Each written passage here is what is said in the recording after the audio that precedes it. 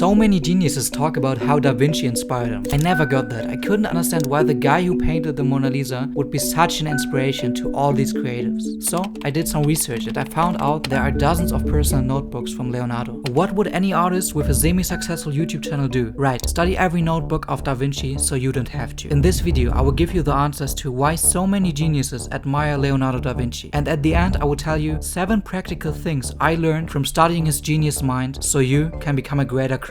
His professional notes are a collection of his ideas and sketches as a scientist, engineer, artist, and architect. But what was so great about his thoughts that even 500 years later, geniuses take him as a figure of inspiration. In the next few minutes, we will look into his notes more closely. Yet you will see that his concepts and ideas were not revolutionary for someone being born in the 21st century. Da Vinci is so special because he discovered these ideas 500 years ago. And even though his discoveries are not revolutionary for us today, we can still learn from how he gained access to these thoughts 500 years ago. A bunch of people discovered new stuff back then, but nobody came close to Da Vinci. He was one of the few geniuses who were also recognized as one while being alive. I believe one way to show you his beautiful mind is to analyze one of the 20,000 pages in his notebooks. This is what a page in Leonardo's notebook looked like. In the mid left you can see a figure Leonardo drew from time to time. An old man with harsh facial features, looking noble but kinda weird too. At the back of the man, Da Vinci drew a geometric drawing, which is about the mathematical problem squaring the circle. He continued to draw many geometric shapes all over the page. Then he drew a mountain landscape next to the squaring the circle shape. Other experts say it shows the connection between nature and geometry, though maybe he just wanted to use the space because paper was expensive back then. But it could be true because Da Vinci often wrote about how everything in nature is connected. To develop a complete mind, study the science of art, study the art of science, learn how to see,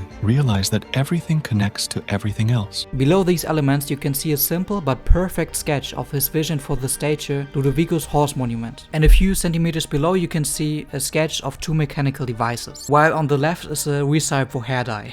Already fading away at the right side you can see another sketch of a walking horse. Above you can see a drawing of leaf-like stems. They are so detailed that we know they have been drawn from observation. The artist is the son of nature, which is his mother. The painter will produce pictures of little merit if he takes the works of others as his standard, but if he will apply himself to learn from the objects of nature, he will produce good results. If you're an artist, you probably noticed the untouchable magnificence of Leonardo's notebook style. If you did, I got a request for you. I want you to use this style as an inspiration to create something new. And also, if you want to listen to more stories that inspire you, subscribe to this channel. Let's talk about 7 powerful realizations I had while reading through the notes of Leonardo da Vinci that will make you a better artist. The most valuable thing I learned from Da Vinci's notes is the power of observing and imagination. Back in the Italian Renaissance, it was completely normal to make notes and sketches. I mean, most people did it. But Leonardo's notes were something completely different nobody had ever seen. That's why rich people wanted to support his work. And it's also why you are listening to me right now. 500 years have passed and I still invested more than 100 hours to make a video about his books. So whatever you create, please remember to follow your curiosity and learn through observing the things that spark your interest. Also, I don't know if Leonardo had any innate skills. His only real talent was his curiosity, which drove him to study, learn, and work daily since he was a kid. This curiosity turned him into a skilled artist, scientist, and engineer. In his notes, he showed a strong desire to understand what was happening around him and why it was happening. So, if you want to become somewhat like Leonardo's genius, you have to be curious. And step 2 is to understand how the field works that interests you. My biggest weakness is that I often communicate my ideas too fast. And to be honest, most of them never get realized. But reading through Leonardo's notes made me feel better because Leonardo had the same problem. He had many ideas for paintings. He even planned to organize his notebooks to share them with the public. But this idea, like many others, never came to reality. This showed me that even brilliant people leave unfinished works, or even consciously leaving some ideas behind for other people to realize them. If I can't develop a flying machine,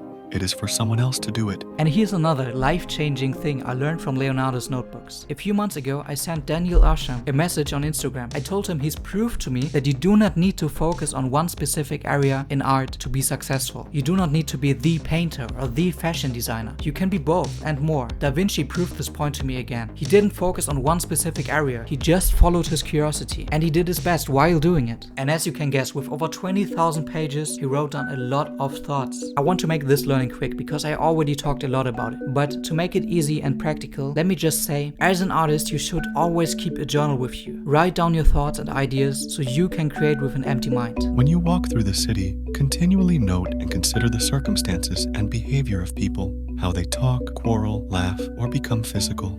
The last learning I want to share with you is a question. Imagine what Leonardo da Vinci would have become if he had access to internet. I'm not sure if he would become even greater or would get distracted and be a nobody. Let me know your thoughts in the comments, subscribe, and now go create some art.